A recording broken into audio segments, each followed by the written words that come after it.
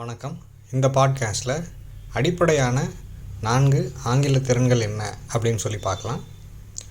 Listening, speaking, reading and writing, சுருக்கமாக LSRW அப்படின்னு சொல்லி தான் ஆங்கில திறன்களை பிரிக்கிறாங்க.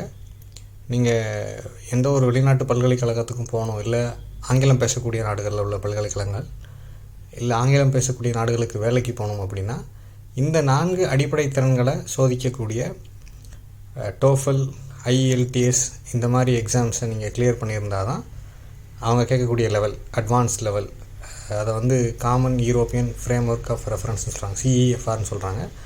அதில் இருக்கக்கூடிய அட்வான்ஸ் லெவல் இல்லை அட்வான்ஸ் லேர்னர்ஸ் லெவல் அது நீங்கள் கிளியர் பண்ணியிருந்தால் தான் உங்களுக்கான அட்மிஷன் இல்லை எம்ப்ளாய்மெண்ட்டுக்கான ஆப்பர்ச்சுனிட்டி அப்படின்ற அந்த கதவை ஓப்பன் ஆகும். இப்போ இந்த 4 ஆங்கில திறன்களை வளர்த்துக்கிறது எப்படி அப்படின்னு சொல்லி தான் நான் சொல்லலான்னு இந்த பாட்காஸ்ட்டில் ரெக்கார்ட் பண்ணேன். இப்போது ஒவ்வொருத்தரோட தாய்மொழியை பொறுத்த வரைக்கும் அவங்க முதல்ல அந்த மொழியை கேட்குறாங்க, ஸோ லிசனிங். அதுக்கப்புறம் அவங்க பேசுகிறாங்க, அதுக்கப்புறம் தான் எழுத பழகுறாங்க. ஆல்ஃபபெட்ஸ்ன்னு சொல்லக்கூடிய ஆனாவனா உயிரெழுத்துக்கள், மெய்யெழுத்துக்கள் அதை பழகுறாங்க. அதுக்கு பிறகு தான் வாசிக்கிறாங்க. ஆனால் ஆங்கிலத்தை பொறுத்த வரைக்கும் ஆங்கிலத்தை 2வது மொழியாக படிக்கிறவங்க எல்லாரும் இதை தலைகீழ செய்கிறாங்க. முதல்ல போய் படிக்க செய்கிறாங்க. முதல்ல எழுதுகிறாங்க, ரைட்டிங். அதுக்கப்புறம் வாசிக்கிறாங்க. அப்புறம் ஆங்கிலம் பேச வேண்டிய தேவை வர்றதுனால நிறைய ஆங்கிலம் கேட்குறாங்க. சினிமாவை பார்க்குறாங்க, இல்லை இந்த மாதிரி பாட்காஸ்ட் கேட்குறவங்க இருக்காங்க ஆங்கிலத்தில். முன்னாடி 30-40 இயர்ஸ் பேக் BBC ரேடியோலாம் கேட்டிருக்காங்க. அதுக்கப்புறம் கடைசியாக தான் பேசுகிறாங்க. ஸோ அடிப்படையாகவே ஆங்கிலம் கற்றுக்கிறதுல இந்த ஒரு முரண் இருக்குது. 2வது மொழியாக கற்றுக்கிறவங்களுக்கு அது அவங்க தாய்மொழினா அவங்க முதல்ல லிசனிங், அப்புறம் ஸ்பீக்கிங், அப்புறம் writing and reading will follow, reading and writing. But இந்த 2வது மொழியாக கற்றுக்கிறதுல உள்ள இந்த பிரச்சனை, இந்த சிக்கல் காரணமாக இது நமக்கு ஸ்கூல் முடிக்கிற வரைக்கும் இல்லை காலேஜ் முடிக்கிற வரைக்கும் அது நம்ம கிராஸ்புக்கில் வராமலே இருக்குது. நம்மளால் அதை கை கொள்ள முடியல அப்படின்னே சொல்லலாம். இப்போ சிட்டிஸில் படிக்கிறவங்க பேசுகிறதுக்கு அவங்களுக்கு பிரச்சனை இருக்காது. அவங்க பேசி பழகி, இப்போ மெட்ராஸ் மாதிரி ஒரு சிட்டியில் இல்லை பெங்களூர் மாதிரி ஒரு சிட்டியில் இருக்காங்க அப்படின்னா அவங்க ஸ்கூல் லெவலில், காலேஜ் லெவலில் ப்ரைவேட் ஸ்கூல்ஸ் அண்ட் காலேஜஸ் அங்கே தொடர்ந்து அவங்க அந்த மொழியில் தப்பும் தவறுமாகனாலும் உரையாடுறதுனால அவங்களுக்கு பணிச்சூழல் போகும்போது அங்கே பேசுகிறதுக்கான தயக்கமோ கூச்சமோ இருக்காது. அது எவ்வளவு தேவையோ அவ்வளவு பேச முடியும் அவங்களால அதில் புது ஐடியாக்களை சொல்ல முடியுமான்றது வேறு. அவங்களால அதில் சிந்தித்து ரொம்ப க்ரியேட்டிவாக அதில் பேச முடியுமா, இல்லை எழுத முடியுமான்றதுலாம் 2வது. பட் அந்த ஆரம்பகட்ட அந்த ஃபங்க்ஷனலான பேசக்கூடிய திறன் அவங்களுக்கு இருக்கும். சின்ன சின்ன ஊர்கள்லேருந்து, கிராமங்கள்லேருந்து வரக்கூடியவங்க அந்த திறனை பார்த்தே பயந்துடுறாங்க. இல்லை அப்படி நம்மளால் பேச முடியுமா அப்படின்னு வந்துடுறாங்க. ஸோ அப்போ நீங்கள் இந்த திறன், இந்த listening, speaking, reading and writing, இங்கிலீஷை பொறுத்த வரைக்கும் இந்த 4 திறன்களை வளர்த்துக்கணும் அப்படின்னா இது ஒரு லோன்லி பர்சியூட் தான். இதை நீங்கள் தனியாக தான் முயற்சி பண்ணி பார்க்கணும். உங்களுக்கு பேசுகிறத தவிர்த்து மற்ற எந்த ஸ்கில்லுக்கும் உங்களுக்கு துணைக்கு ஆள் தேவையில்லை. இப்போ நீங்கள் நிறைய இங்கிலீஷ் கேட்கணும் அப்படின்னா நீங்கள் நிறையா ஆங்கில படங்கள் பார்க்கலாம், பாட்காஸ்ட், இங்கிலீஷ் பாட்காஸ்ட் கேட்கலாம்.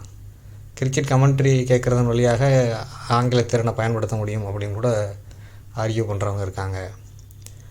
அப்புறம்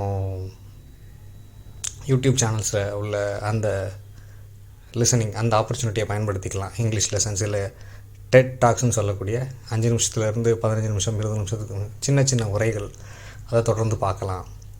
லிசனிங்க்கு இப்படி நிறைய ஆப்பர்ச்சுனிட்டி இருக்குது. இப்போ நீங்கள் முன்னாடி ஒரு 20 வருஷத்துக்கு முன்னாடி டிவியில் ஸ்டார் மூவிஸ்லையோ HBOலையோ இங்கிலீஷ் படங்கள் பார்க்குறீங்கன்னா சப்டைட்டில் கூட வராது. அப்போ நீங்கள் அதை கஷ்டப்பட்டு நீங்களே தான் கதையை யூகிக்க வேண்டியிருக்கு. இப்போ அப்படி இல்லை, சப்டைட்டிலோடு வருது. அதனால் இன்றைக்கி இல்லை வாய்ப்பை பயன்படுத்தி நீங்கள் நிறையா கேட்க முடியும், பார்க்க முடியும்.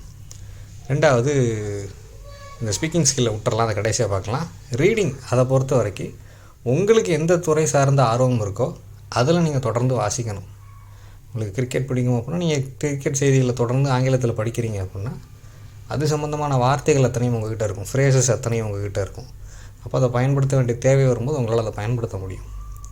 இல்லை சினிமா பற்றி, இல்லை பொலிட்டிக்ஸ் பற்றி, எந்த துறை, மியூசிக் பற்றி, நீங்கள் உங்களுக்கு என்ன துறையில் ஆர்வம் வரும் அதை தொடர்ந்து நீங்கள் இப்போ வாசிக்கிறீங்க அப்படிங்கும்போது அதை பற்றி பேசக்கூடிய திறன் இருக்கும். பின்ன அந்த இதை வந்து நீங்கள் மற்ற சூழ்நிலைக்கும் பயன்படுத்திக்கலாம். அப்புறம் உங்களுக்கு பிடித்த துறை சார்ந்த புத்தகங்களை வாசிக்கிறது, எது பிரபலமாக மார்க்கெட்டிங் சம்மந்தமாக, மணி மேனேஜ்மெண்ட் சம்மந்தமாக, சைக்காலஜி சம்மந்தமாக, லிட்ரேச்சர், உங்களுக்கு என்ன துறை பிடிச்சிருக்கோ அது சம்மந்தமாக நீங்கள் தொடர்ந்து ஒரு புத்தகங்களை வாசிக்கிட்டே இருக்கீங்க அப்படின்னாலும் உங்களோட வார்த்தை சேகரம் அப்படின்றது அதிகரிச்சுட்டே இருக்கும். வெக்காபுலரி அப்படின்னு சொல்லக்கூடிய அந்த வேர்ட் ஸ்ட்ரென்த் கூடிக்கிட்டே தான் இருக்கும். அப்புறம் ரைட்டிங், நீங்கள் ஒவ்வொரு நாளும் உங்கள் நாளை எப்படி செலவழிச்சிருக்கீங்க, இல்லை நீங்கள் ஸ்டூடெண்ட்டாக இருக்கீங்கன்னா ஒவ்வொரு கிளாஸ் முடிஞ்ச உடனே நீங்கள் என்ன அந்த கிளாஸில் கவனிச்சிங்க அப்படின்னு நீங்கள் தொடர்ந்து நோட்ஸ் எடுத்துகிட்டே வர்றீங்க, அதை இங்கிலீஷில் எழுதிட்டே வர்றீங்க அப்படின்னா எழுதக்கூடிய பழக்கமும் உங்களுக்கு இம்ப்ரூவ் ஆகிட்டே வரும். இப்போ கடைசியாக ஸ்பீக்கிங். இப்போ உங்களுக்கு நீங்கள் 3 ஸ்கில்ஸை தனியாகவே பர்சீவ் பண்ணலாம். Listening, reading and writing. இதுக்கு உங்களுக்கு 2வது நபரோட உதவி தேவையில்லை.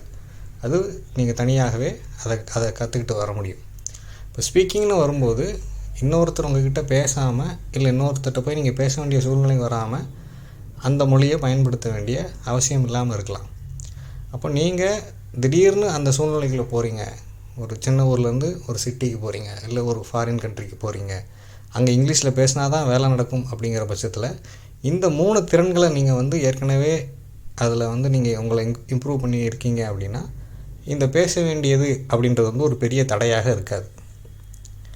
உங்களால் தங்கு தடையின்றி பேச முடியும்.